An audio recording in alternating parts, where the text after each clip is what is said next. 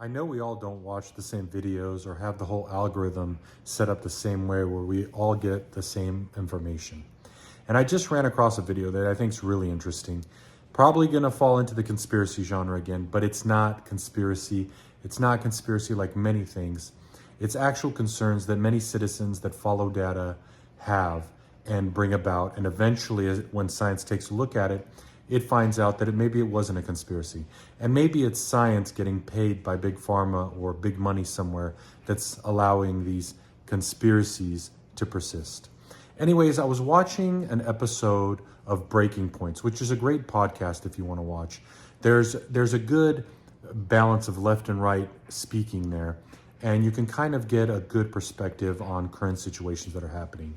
But anyways, they brought on a really interesting doctor, Dr. Staci, who's done a lot of her own research on fluoride in drinking water and why we still seem to have fluoride in our drinking water, being one of the only nations left in Western society that do so. The majority of Western societies have taken fluoride out of their drinking water for numerous reasons, but the major one is we might be over-medicating people by taking in fluoride through drinking. Dr. Staci goes on to talk about a lot of research that she found. One of the reasons that we do actually add fluoride into our water is because in the 1900s, we started processing food. And when we started processing food, it started becoming more acidic and more harmful to our teeth. Prior to that, what she was saying is we weren't so prone to cavities, actually. Of course, people did get cavities. And again, that was based on diet.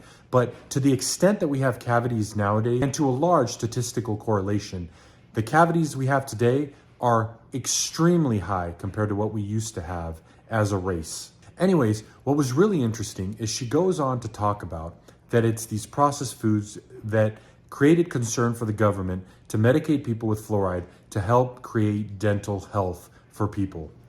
The problem with fluoride, which many people have brought up for many years now and has been labeled a conspiracy theory for a long time, though data now is showing evidence that fluoride at large amounts causes neurodevelopment issues, IQ issues, and thyroid issues. Most to be concerned is pregnant women that during their pregnancy should avoid fluoride because it has been statistically shown to create IQ issues with the development of the baby's brain. Now, again, everybody's going to have different opinions, but at the end of the day, what we have found and what data has found that fluoride necessarily isn't most efficient being digested. That the best way for oral health and fluoride to work is to take fluoride topically. That means in your toothpaste or in some other form. See, the problem with fluoride in our drinking water is that we could be over-medicating people. That the issue is arising that everybody drinks water differently and different amounts. And again, who knows how much your body is absorbing? So there's no actual way to measure how much fluoride somebody is intaking. We could be horribly over-medicating people. And that's a great concern to bring up, and it's a logical concern, and it's one that, you could look at cautiously and go, you know what, that is a reasonable concern to have. Maybe we shouldn't put it in our water. Maybe people should have the choice whether or not to take fluoride, and it should be based on dentist recommendation. But we don't do that, right? We assume that the government's there to help, and it's putting fluoride in our water and maybe unknowingly harming us. And again, why is it that so many other Western countries are not putting fluoride in the water, but we are? When we have so much data that says it might be actually harming us.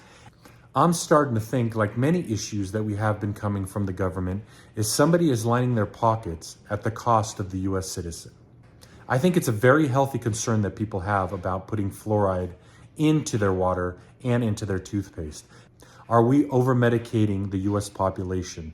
Are we unnecessarily creating neural health development issues along with IQ issues? Anyway, share your thoughts. I'd love to hear them.